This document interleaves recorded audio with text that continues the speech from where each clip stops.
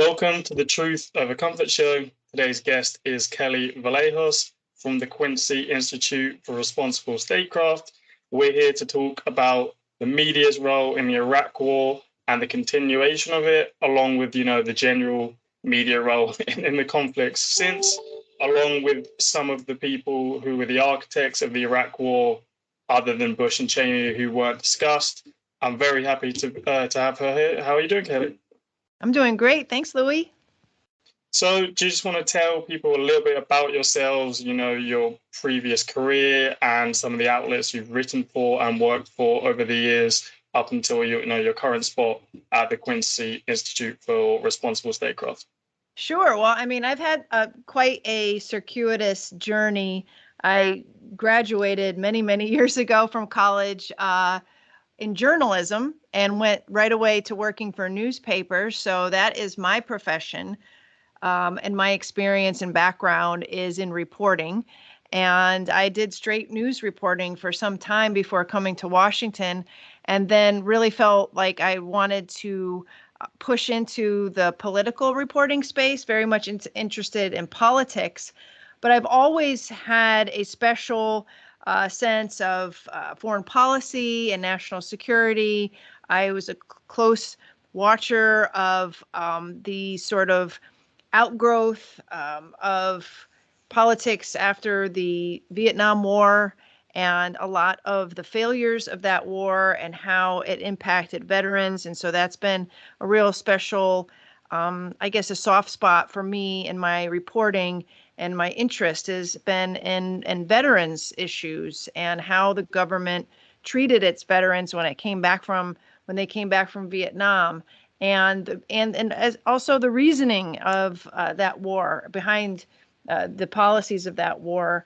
And so I've been very sensitive and keen on watching and watchdogging the national security establishment and the foreign policy establishment in hopes that they won't make or wouldn't make those same mistakes. So all the way up until the run up to the Iraq War, I've been very skeptical of the foreign policy establishment. So I think it was natural for me to go from writing straight news. I ended up at foxnews.com as a political reporter for some time, into more, reporting and writing with a specific point of view on U.S. foreign policy, and that became much more important to me after 9/11, and watching how Washington reacted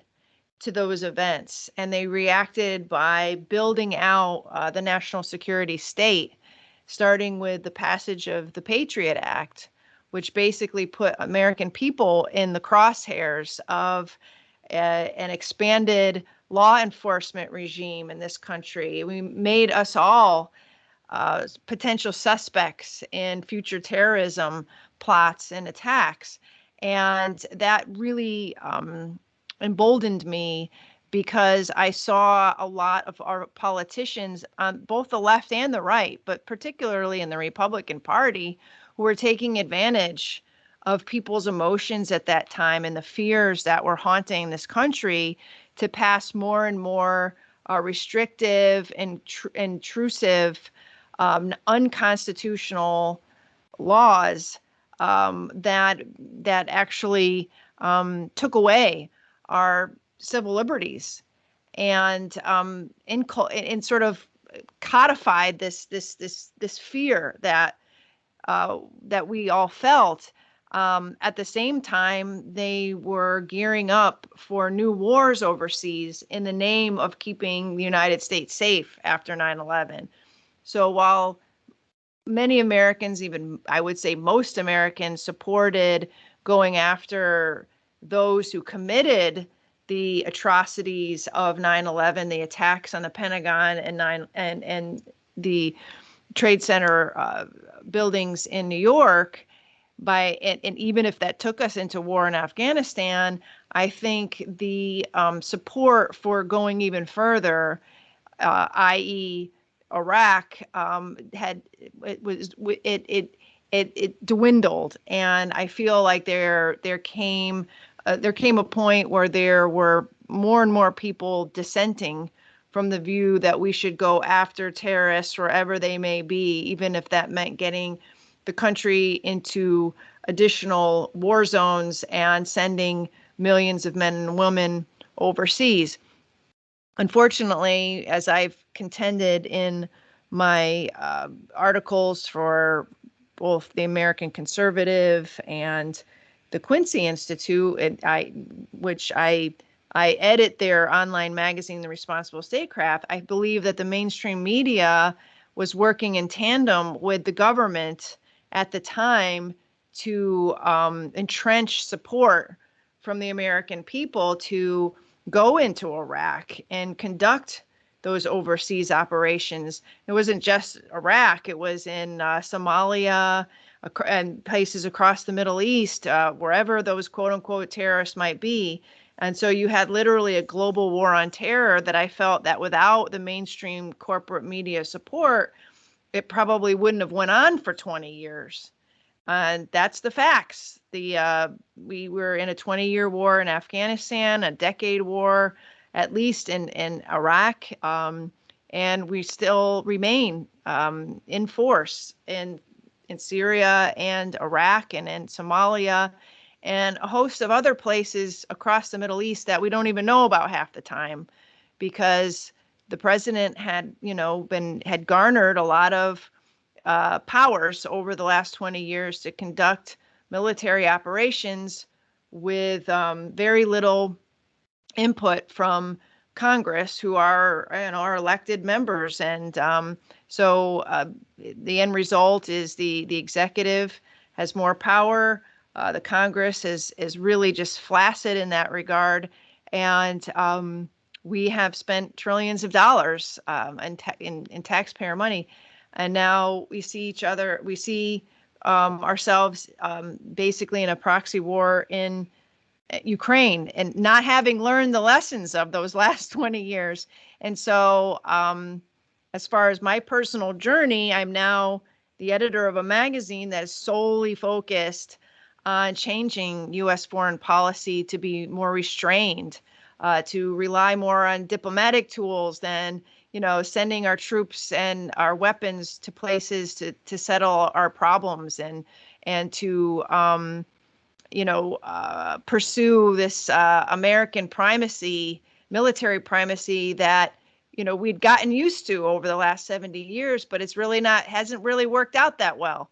And we could talk about that, but I think that I now have sort of come full circle where that's where all my professional experience has gone into.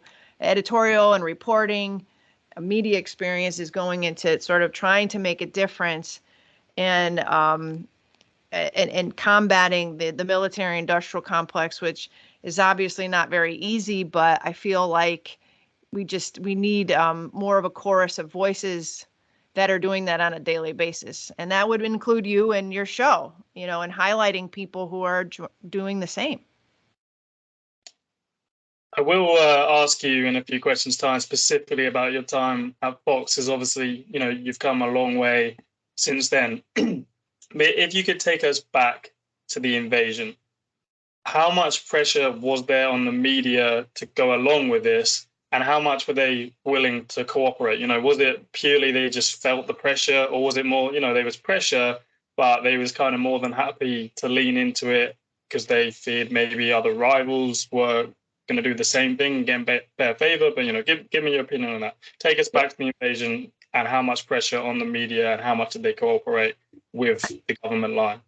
I think from my perspective, working in Fox News, which everyone knows is a right-leaning, Republican Party-oriented news organization, it was obviously no surprise that after 9/11, the operation sort of situated itself, it marshaled all its resources in supporting Republican policy on the war in Afghanistan, the Patriot Act, the war in Iraq. And, because under all, throughout all that time, George Bush was president. And so there wasn't any room for dissent.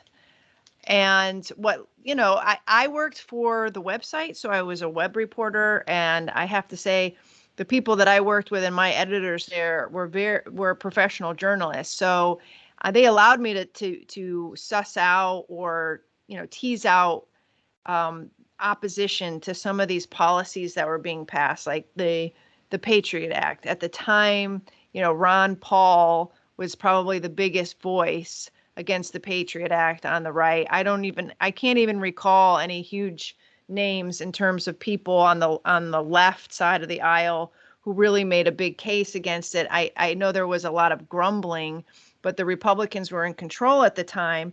But it was only the libertarians on the right, and there are very few of them, that put up any fight. And I was able to write about that. And I was able to write stories where I tried to tease out criticism or dissenting views.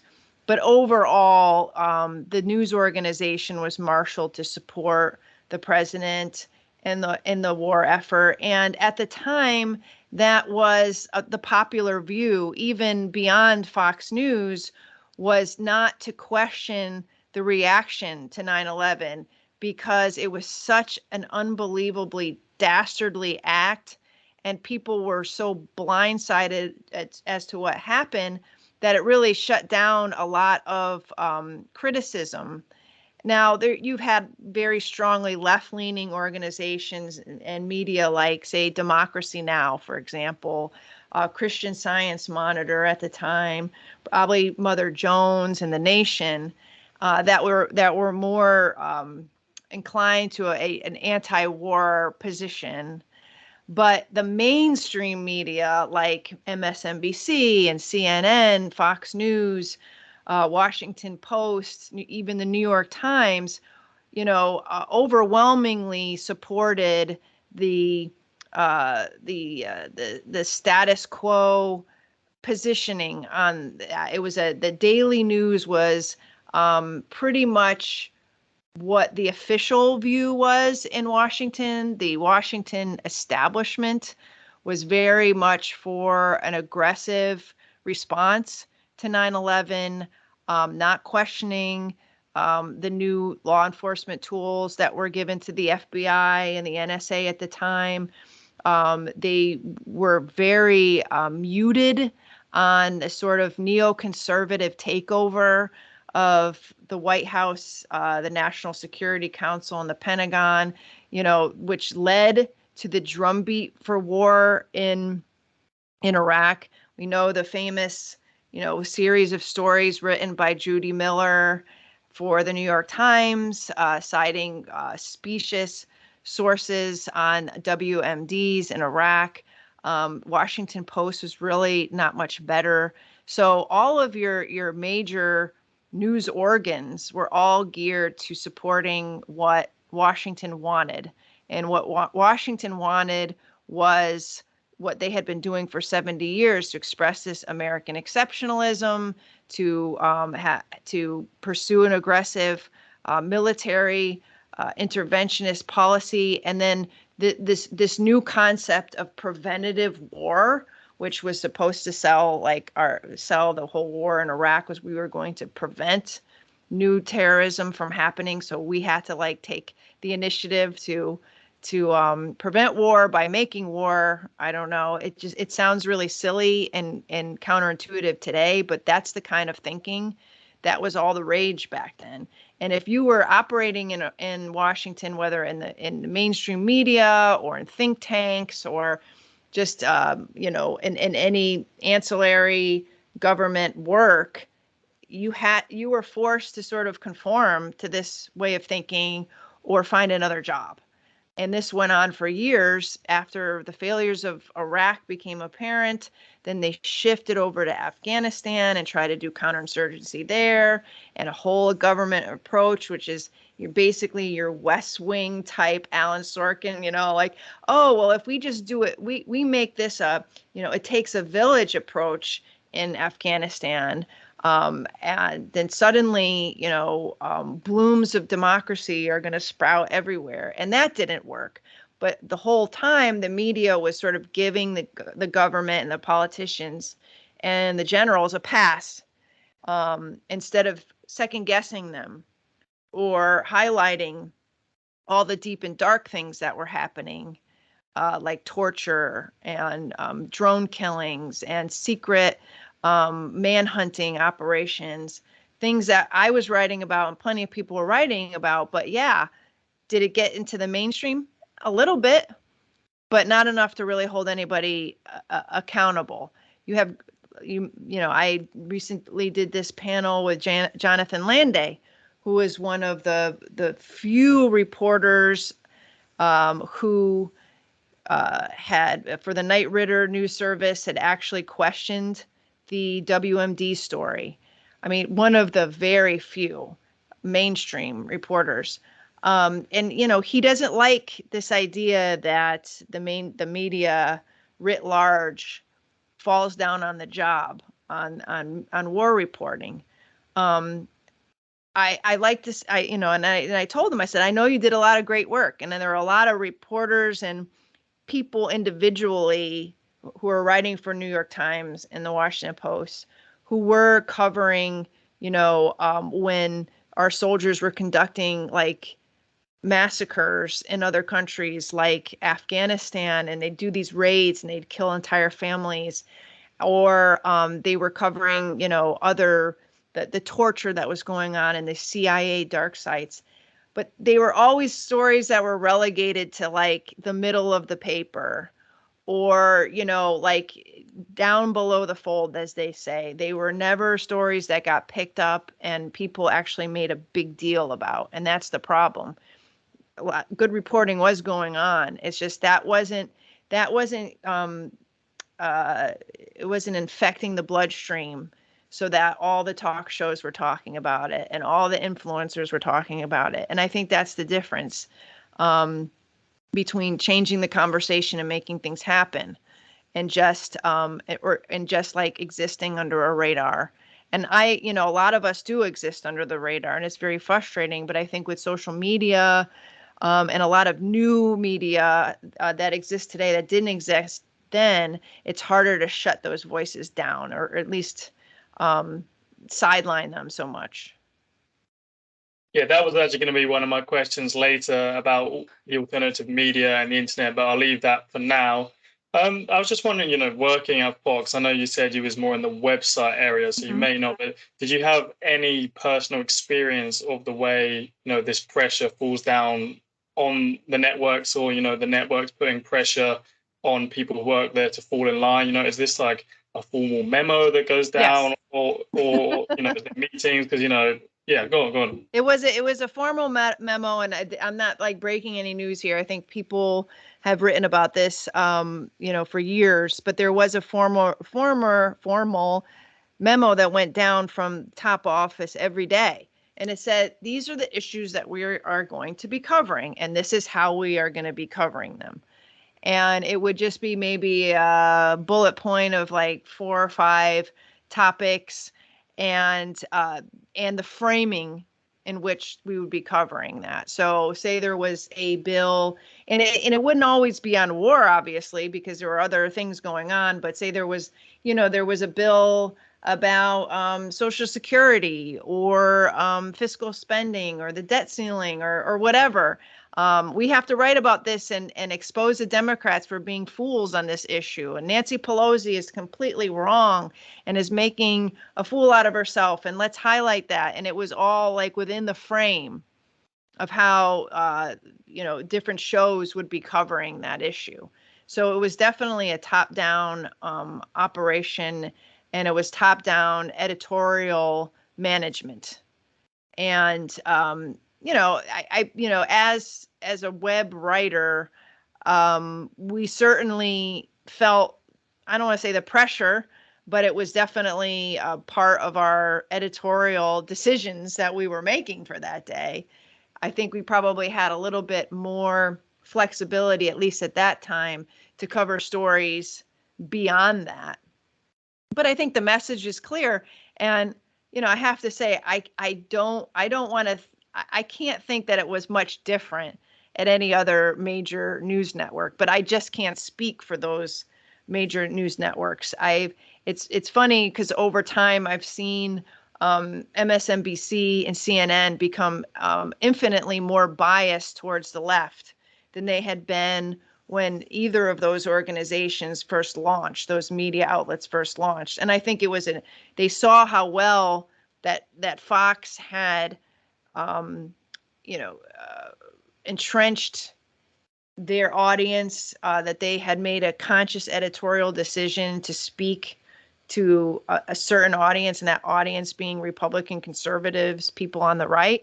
And I feel like they made a conscious decision to be the opposition, or at least filling the space on the other side of the aisle. So I can't imagine that there weren't editorial decisions made at other outlets that were made in a similar fashion. But when it came to war and the war coverage, yeah, there was definitely I would say pressure, but just a distinct mission,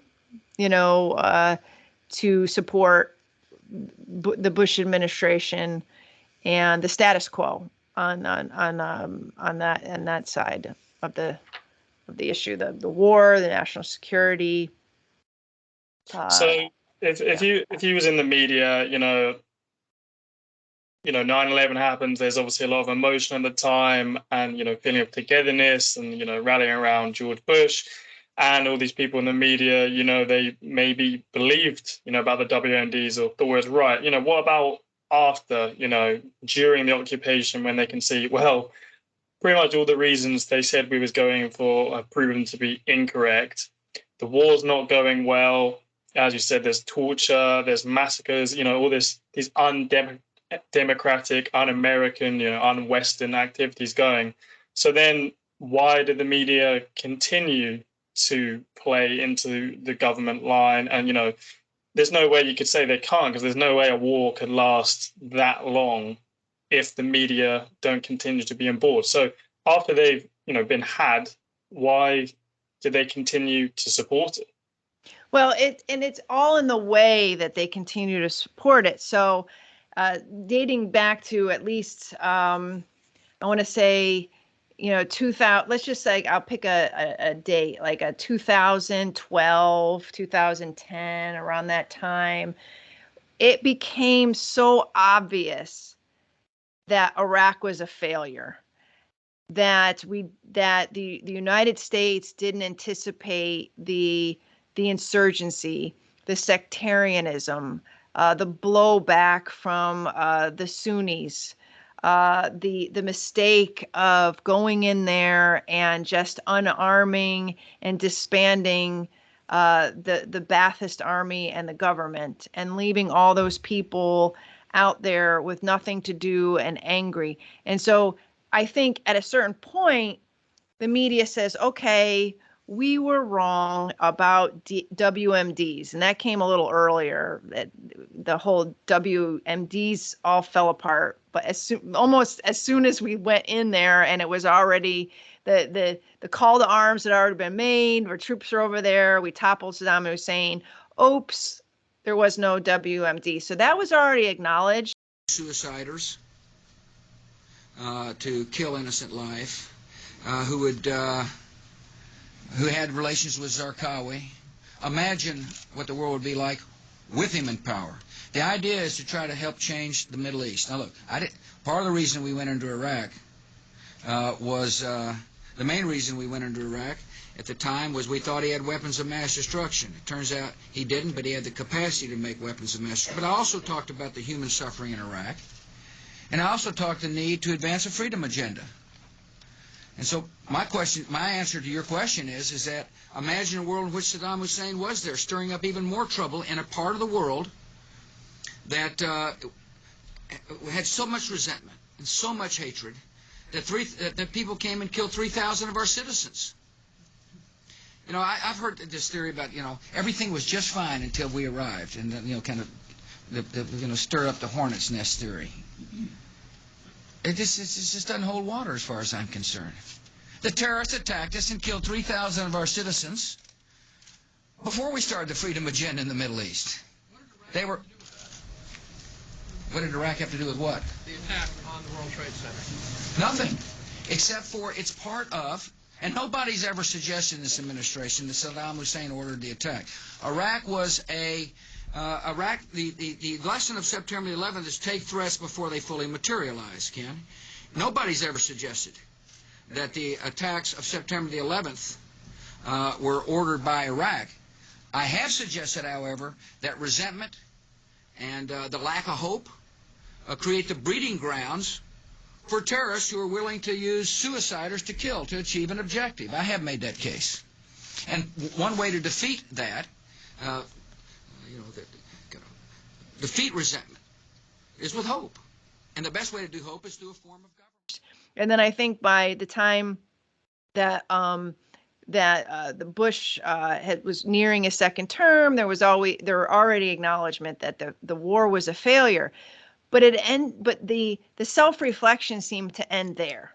It was almost that the establishmentarian media, and then it holds to this day, has no capacity or no willingness to really do the dirty work and getting under the hood and finding out what is at the real core of this problem, of this corruption and of this rot. And I think because like the government itself, it doesn't want to know, because that would put their very livelihoods and their very existence into question. It would question like the being of the mainstream media itself, I think, because I think they would be looking for the culprit and then they'd find themselves. And so I feel like just to announce, hey, we're wrong, and I wish we weren't wrong, and maybe we should have been a little bit tougher on that WMD stuff, and maybe we should have asked more questions when the generals were telling us that, everything was fine. But that's, like I said, that seems to be where it ended. And by that time, they were already shifting over to Afghanistan. And they had bought in. This is the thing: the media finds good guys and bad guys. And let's take a good guy, air quotes, General Petraeus. General Petraeus comes in. He convinces everybody he's some sort of mythical military magic man who's going to come in and fix everything with the so-called surge. And they're going to surge hundreds of thousands of troops into Iraq, and they are going to enjoin the Sunni population to overthrow Al-Qaeda, and everything's going to be great. And so they created a Potemkin village, in essence, in which they bought off the Sunnis, they got rid of Al-Qaeda, they used that little vacuum of peace, that little time period to get the hell out of there, save their faces. We left Iraq, and then immediately ISIS grew up in the wake, because the Sunnis that helped us then became victims of not only the Shia government that we put into place, but then they had to contend with this new terrorist group. And guess what? They didn't have jobs because the Shia didn't want to give them jobs. And we just said, whatever, we're out of here. And guess what? Instead of the media really holding the feet to the fire and saying, what are we doing? We're leaving these poor people that we were supposed to be bringing into a new democratic era. And instead of that, we just said, oh, well, Petraeus says that we can do this surge in Afghanistan. And on top of that, a new Democratic president is coming into the White House. And a Democratic president cares about people and knows how to get things done.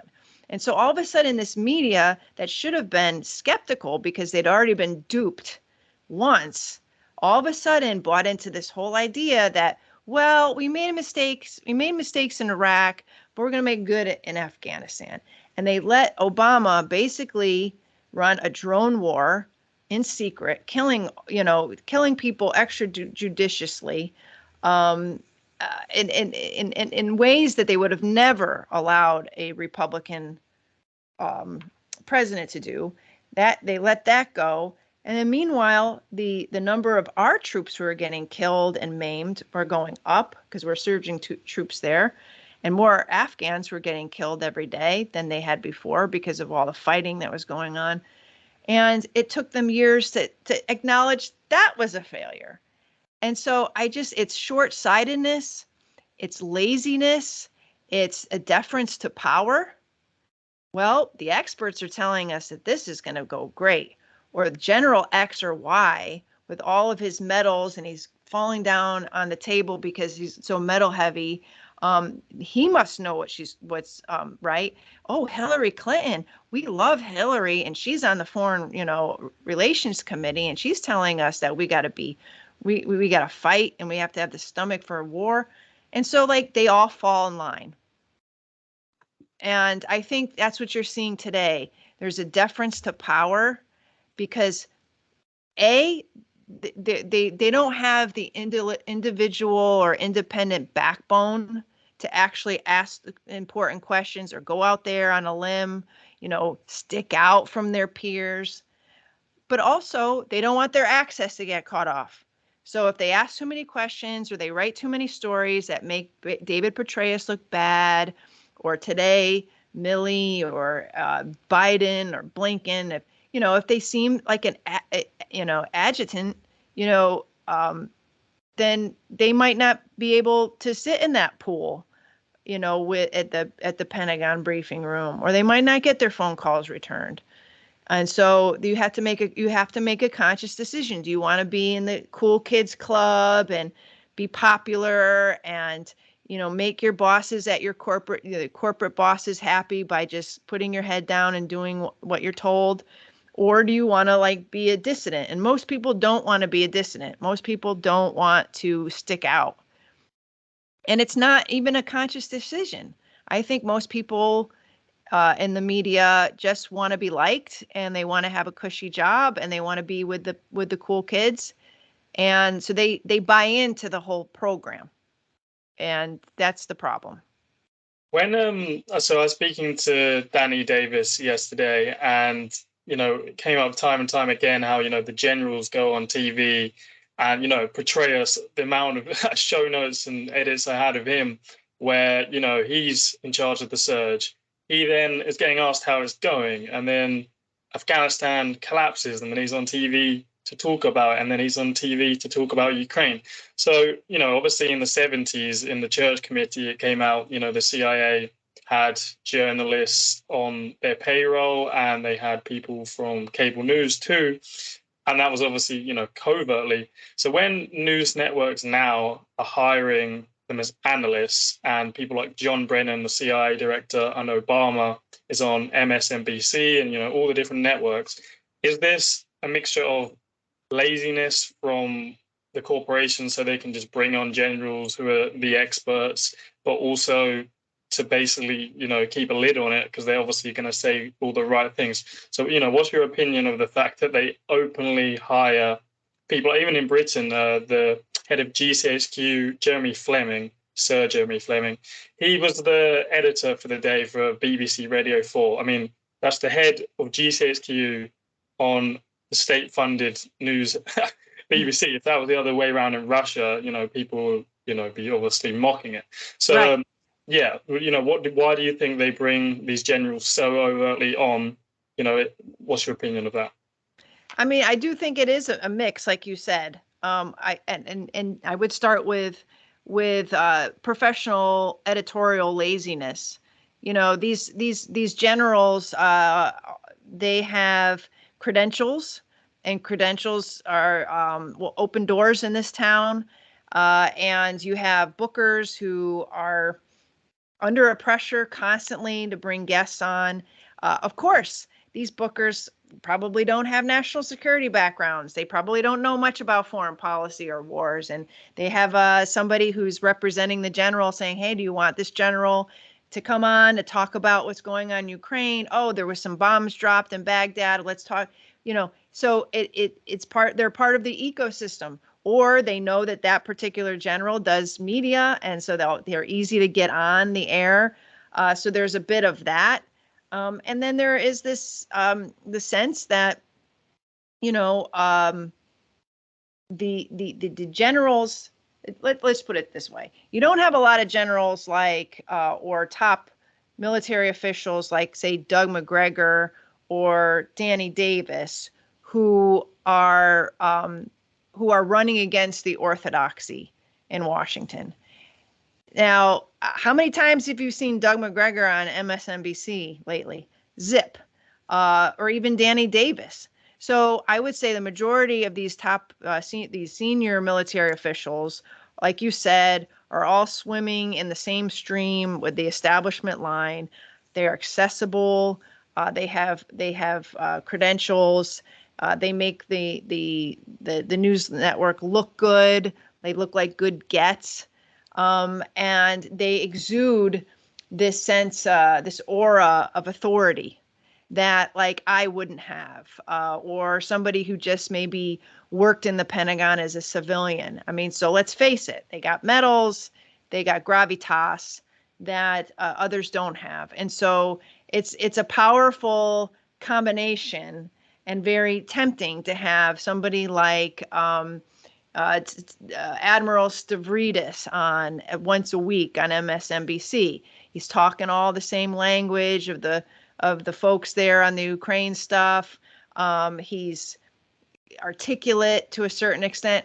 But what do they not say about Admiral Stavridis and some of these others is that they're also working for the defense industry. So this is where I have the biggest problem, and where Quincy has the biggest problem. It's like, bring on all the generals you want. We don't care. But if those generals and those admirals and those colonels are sitting on the boards of defense contractors who actually benefit from the policies that they're promoting on air, that's unethical. It is actually a disservice to the American public. The American public, the viewer, deserves to know that that particular person has a financial conflict of interest. They have a vested interest, a financial interest in the policies they're pushing. So when Admiral Stavridis goes out there and he says, we are woefully unprepared to fight the China menace, and we're woefully unprepared to fight them on the cyber realm. And then you find out that he has all these connections with cybersecurity firms. And he's been making money, and he sits on their board. And some of these guys are active lobbyists for these companies. And, you know, this has been going on as long as there's been like cable news television. It was especially prominent in the global war on terror, when these networks were so desperate to have, experts. And the Pentagon took advantage of this. They were literally fielding guys who not only they were feeding talking points to, but they knew had represented like weapons companies that actually were benefited from the protracted wars that we're in. It's really corrupting, and it's disgusting, actually. And I think the more the American people know of these conflicts of interest, the better armed they are to make opinions about the policies that are putting men and women in harm's way. I mean, we might not have men and women in Ukraine right now, but I don't think it's beyond the realm of possibility that might happen. And there probably are more American troops on the ground there than we actually know of. And so we need all the information that we can to make reasonable judgments about our support for this war, in any war. Yeah, and of course you've also got, they might not be sitting on the board of a defense contractor, but they might be on the board of a think tank that gets funding. That's right. From the defense contractors, from big oil, from Middle Eastern governments, from the US government, and you know everyone, the Atlantic Council, Chatham House in Britain, you know pretty much everyone. You can you look at their funding, it's the same funding every single time. And even some of these news like Politico, I think they're defense section is literally sponsored by Lockheed Martin, and it's like at the bottom, this article was sponsored by Lockheed Martin. I think maybe The Hill has something similar. So, you have people on TV who are generals, you have news sections on defense being sponsored by people who make money from war. Like, the fact, obviously, they have to put it at the bottom. I hope everyone, you don't actually read to the bottom, you just see the headline. But, just seeing we're almost coming up to, the end of the time. We probably don't have time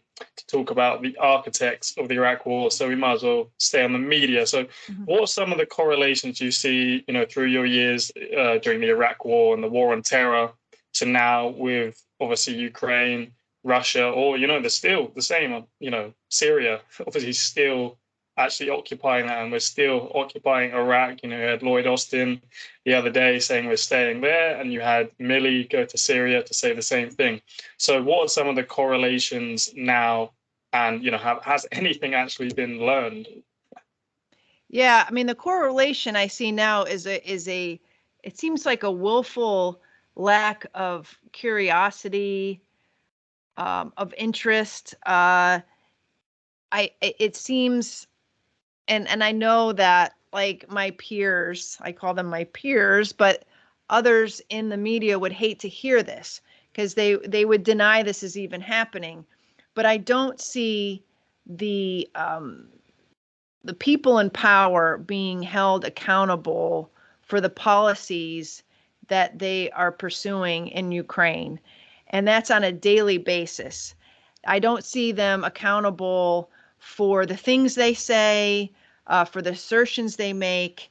I see a lot of unnamed sources being used to bolster stories, but yet on the other hand, somebody like Cy Hirsch, who comes up with an alternative theory on why the Nord Stream pipeline was blown up, he uses an unnamed source, and he's excoriated for it. The New York Times runs a story a month later saying that unnamed sources inside the Biden administration and in European officials believe that some rogue Ukrainian saboteurs committed the crime. So why is it okay for them to use unnamed sources and not Cy Hirsch? Well, because in the former, the unknown sources are government officials and they're supporting the government line. So it's okay. And it's this kind of hypocrisy, like I mentioned before, this deference to power. I would think for the amount of resources that the New York Times and the Washington Post put into finding the guy who leaked all of those classified Pentagon documents to the Discord channel, they found that guy within hours, it seems. And they basically handed him over to authorities on a silver platter. Why have they not put the same resources in finding out who blew up the Nord Stream 2 pipeline? Why aren't they putting the same resources into finding out the truth about let's just say, the Ukrainian casualties? I've been hearing over and again, well, the Ukrainian government's not giving us any information. The Ukrainian government doesn't let us go to the front lines. The Ukrainian government is controlling the message. But yet, that's only when you ask them. In story after story after story, the Ukrainian government is basically writing the story. It is setting the table. It is managing the message. And I'm not saying that the reporters need to take sides or that they can't show any sensitivity. Sure they can. But I think it is also their job to make sure they get as much information about what's really going on the ground there and in Washington and in the European capitals, and ask the tough questions about why we are there. Are the policies set into motion escalating? Is this the best pathway to ending the war? Is this the best way to protect Ukrainians? Is this proxy war going to get us into World War III? I don't see those questions being asked. And those people who ask the questions, like the Quincy Institute, like many other dissenter type, alternative type media, they're called Putin apologists. And people in the Washington Post, opinion writers in the New York Times, they will use that smear to shut down valid debate and questions about the war policy. And there is this blurring of the line between editorial, opinion, news, and to me, all that does is protect the status quo. It insulates power and in Washington.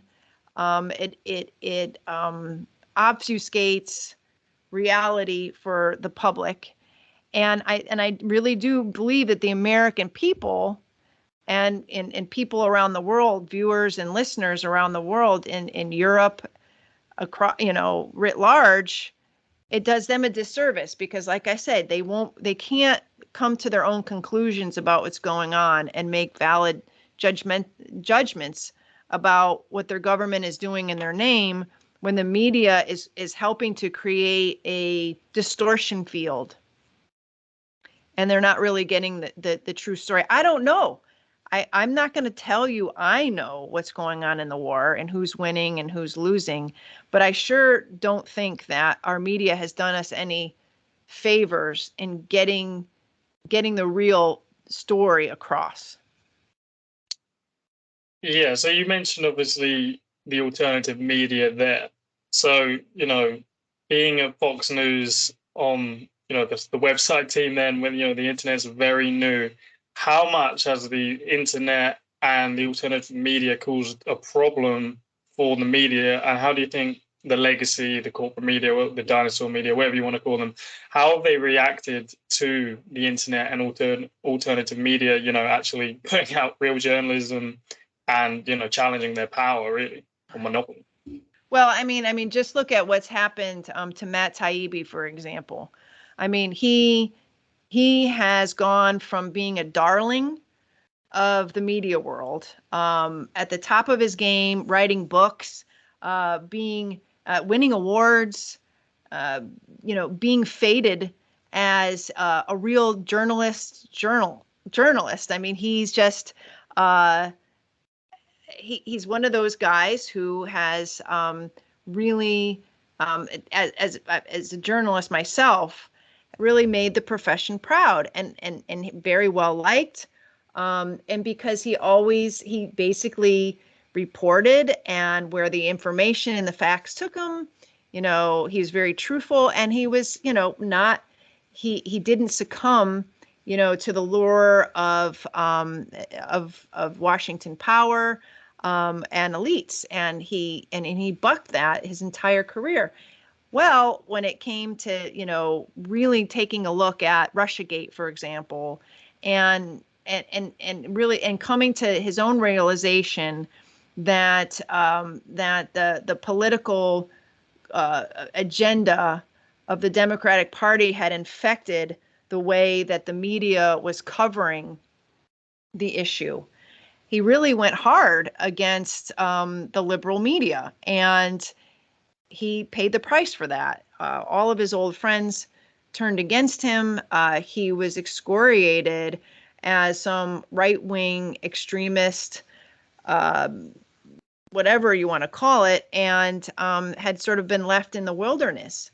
And he found, a place at Substack. And now a lot of journalists who have found themselves in the same place, like Glenn Greenwald, for example, or Barry Weiss, are finding that they can take their audiences, and they have, big followings, and continue their work without being fettered by corporate corporate controls or donor management, or just like the mainstream strictures.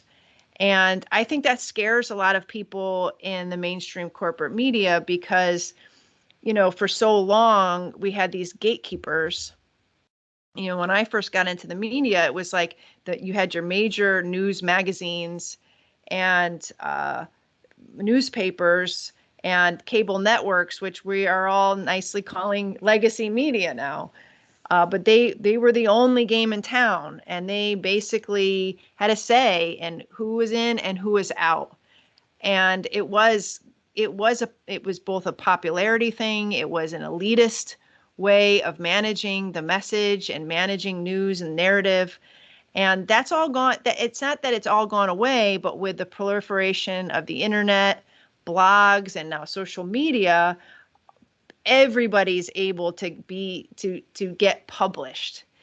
Now, obviously, that's brought in a whole other set of problems, because you do have extremists online. You have a lot of snake oil salesmen, grifters, liars, cheats. It's a wild west out there. But at the same time, you don't have the gatekeepers have lost a lot of the power and impact that they had before. Do they still exist? Yes. And you saw what happened with Tucker Carlson. He was basically fired from his job. And as much as, people scoff at the relevancy of cable news, he still had a lot of viewers, a lot of older viewers. He had a mainstream audience. Will he be able to replicate that on Twitter, which I believe he wants to do now? There's a good chance he will be. I do think that Substack and Rumble and YouTube and a lot of these other platforms are giving independent voices a chance to gain audiences that they never had before, and it's really sending that legacy media into a bit of a tailspin. And I'm happy to see it, because I feel like they haven't done their job, and they become too wrapped up in ratings and being part of the club and being mouthpieces for the government to really be an effective fourth estate. I know you've got to jump off. Do you have time for one more question? Just because you mentioned, okay. If you do, when do you have your next interview? Because I don't want to keep you. I got to hop on. I'm supposed to hop on at 2:15. So okay. Maybe a quick question.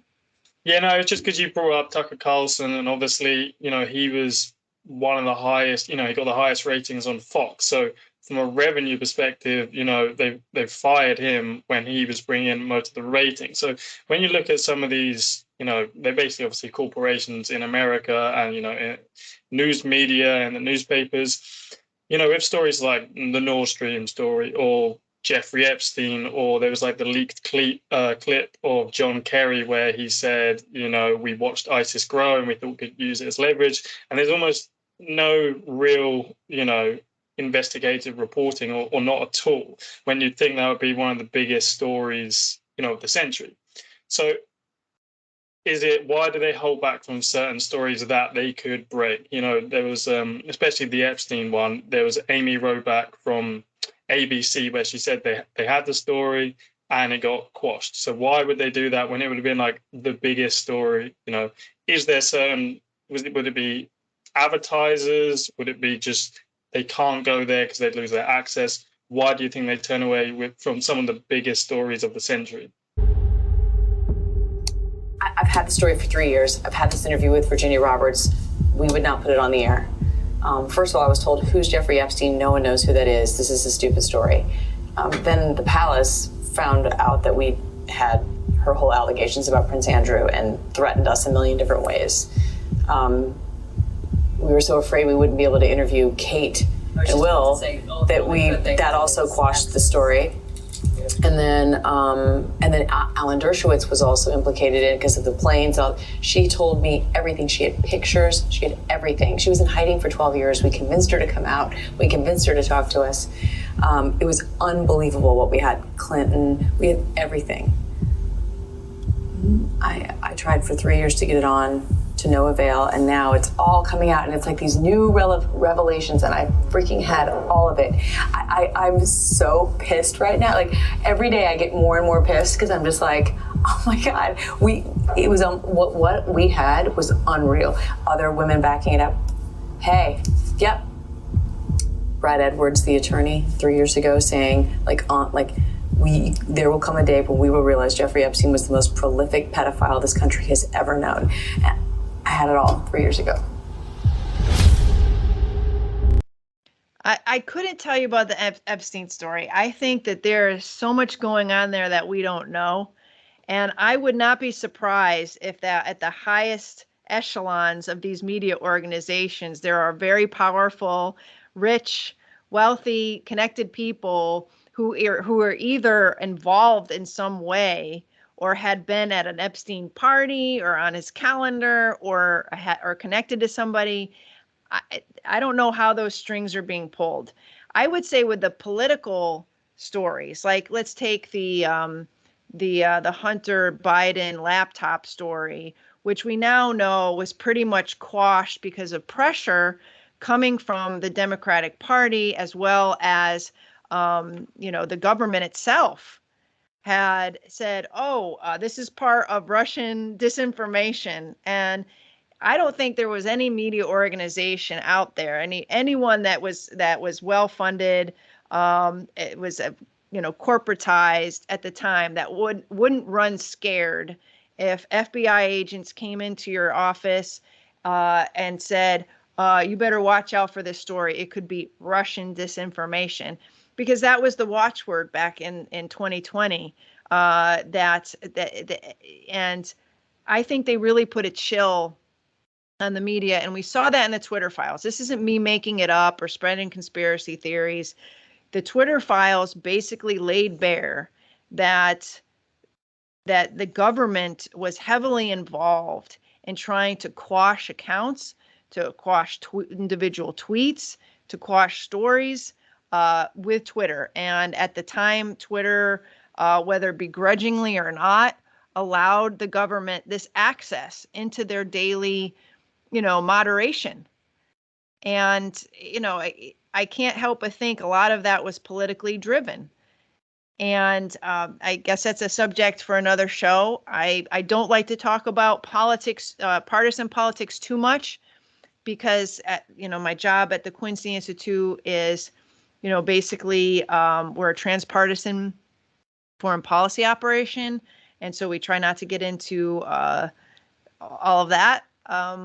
But, I think, to be fair, during the Iraq War, Bush was president, the media basically sucked up, to keep their access. And they kept their head down, and they deferred to the generals and to the Republican presidency. And then when you have another party in power, it tends to flip.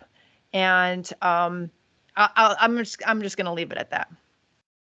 Yeah, sorry, that was way too big of a question to put you on the end. I will let you go. Thank you for coming on. I really do appreciate your time. People can find you at the Quincy Institute, and I will put it all in the show notes. I'll put it up on the screen.